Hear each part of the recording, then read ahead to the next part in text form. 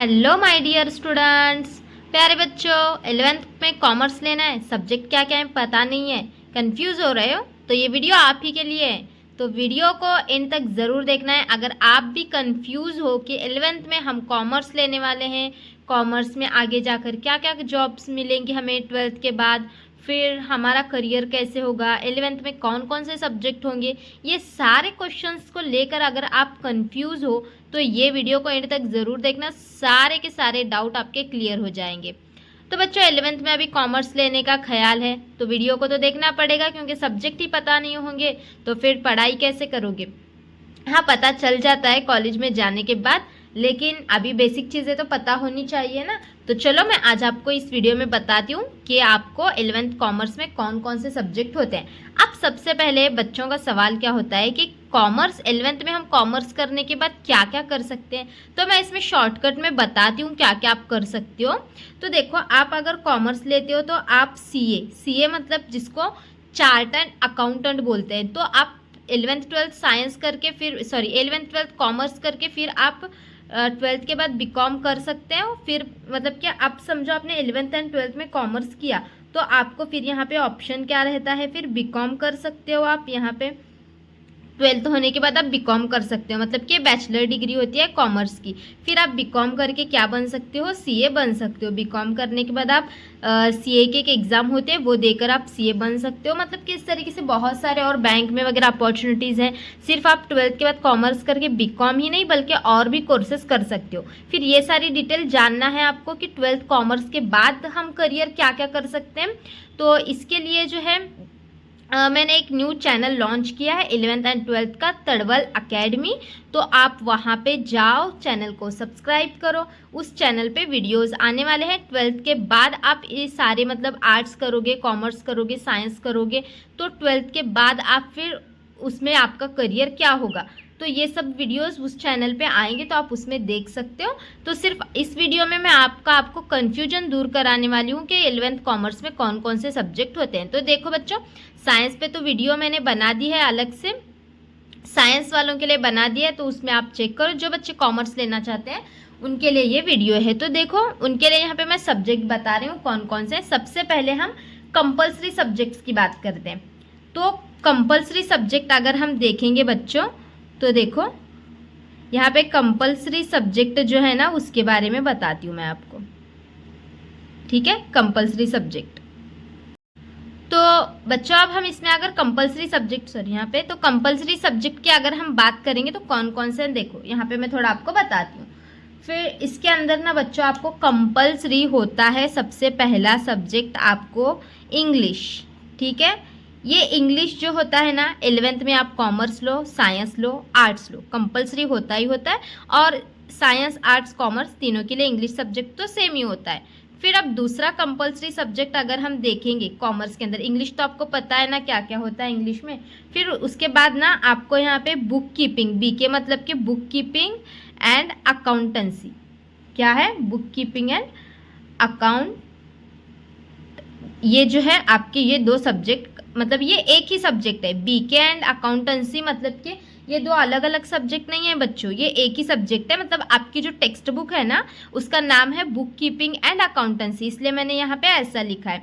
तो ये सेकेंड वाला सब्जेक्ट, इसमें आपको अकाउंट के बारे में सिखाया जाता है, मतलब कि हिसाब किताब, कैलकुलेशन, मतलब अभी जीएसटी, एसजीएसटी वगैरह कैसे कैसे निकालना होता है, चार्ट्स कैसे बनाने होते हैं, ये सब सीजीएसटी, एसजीएसटी, ये सब इसमें अकाउंटेंसी के अंदर आपको सिखाया जाता है। फिर उसके बाद थर्ड जो होता है ना कंपल्सरी सब्जेक्ट, इंग्लिश कंपल्सरी है, फिर ये अकाउंटेंसी कंपल्सरी है। उसके बाद देखो यहाँ पे अब कंपल्सरी कौन सा है, तो इकोनॉमिक, कौन सा है, इकोनॉमिक। इकोनॉमिक पता है ना आपको, मतलब कि अभी जो भी पैसे से रिलेटेड जो भी चीज़ें होती हैं उसको हम इकोनॉमिक के अंडर पढ़ते हैं। तो अपने कंट्री की जो इकोनॉमिक सिचुएशंस हैं, कैसे हैं, क्या हैं, इकोनॉमिक मतलब ऑल ओवर पैसों के बारे में पढ़ना है। ऐसे मैं आपको एक शॉर्टकट में, मतलब अभी आप बच्चे होना, थोड़ा समझने के लिए आपको टाइम लगेगा, जब आप 11th में एडमिशन ले लोगे तो समझ जाओगे।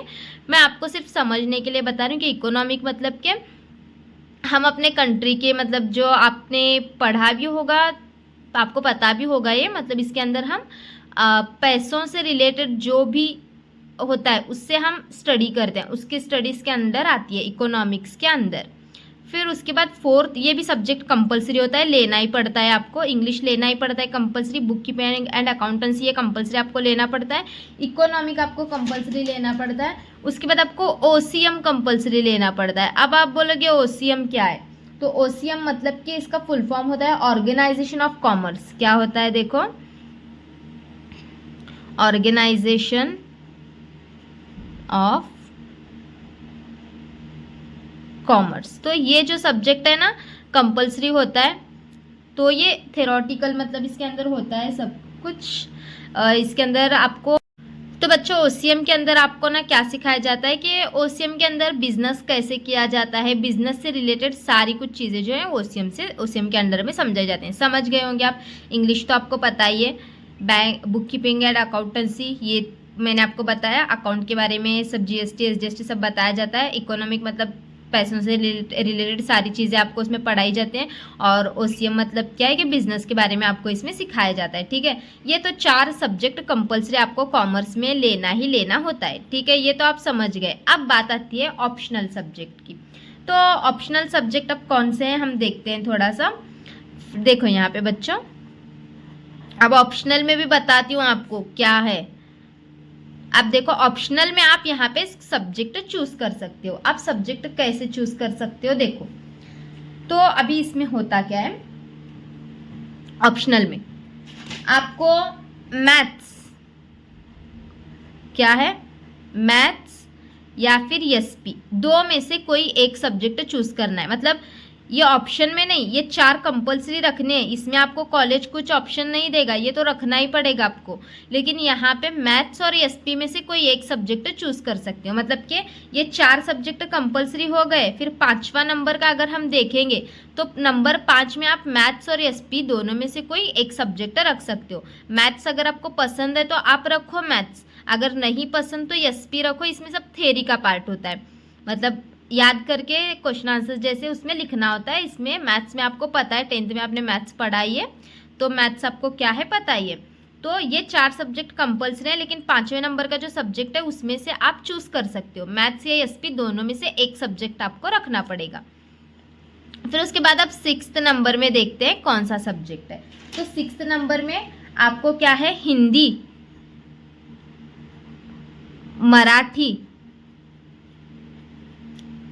ठीक है, हिंदी, मराठी या फिर आईटी, ये 3 में से कोई एक सब्जेक्ट आप रख सकते हो। मतलब कि आपको टोटल सब्जेक्ट कितने हैं समझ गए होंगे आप। टोटल सब्जेक्ट कितने हैं बच्चों आपके लिए, यहाँ पे मैं लिख देती हूँ।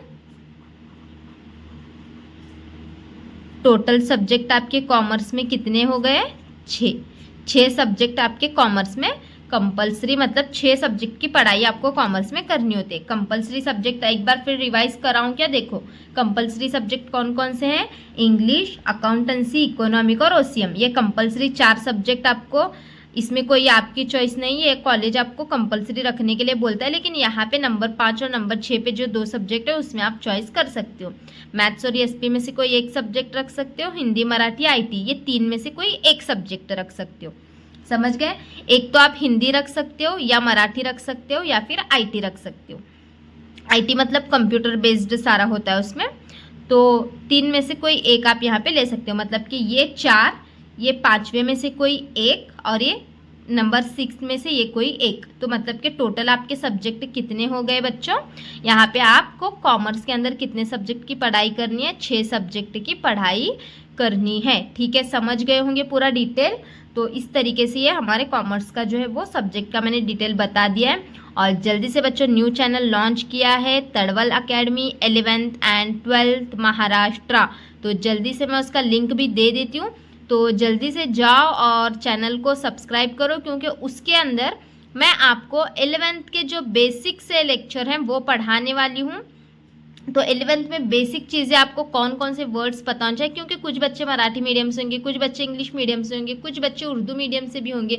तो वर्ड्स वगैरह कुछ पता नहीं होते बच्चों को, आगे के जो इंग्लिश के थोड़ा टफ वर्ड्स होते हैं। तो सारा कुछ बेसिक से मैं उस पर सिखाने वाली हूँ। तो जल्दी से जाके चैनल को सब्सक्राइब कर लो। ठीक है बच्चों, चलो मिलते हैं बाद में, बाय बाय।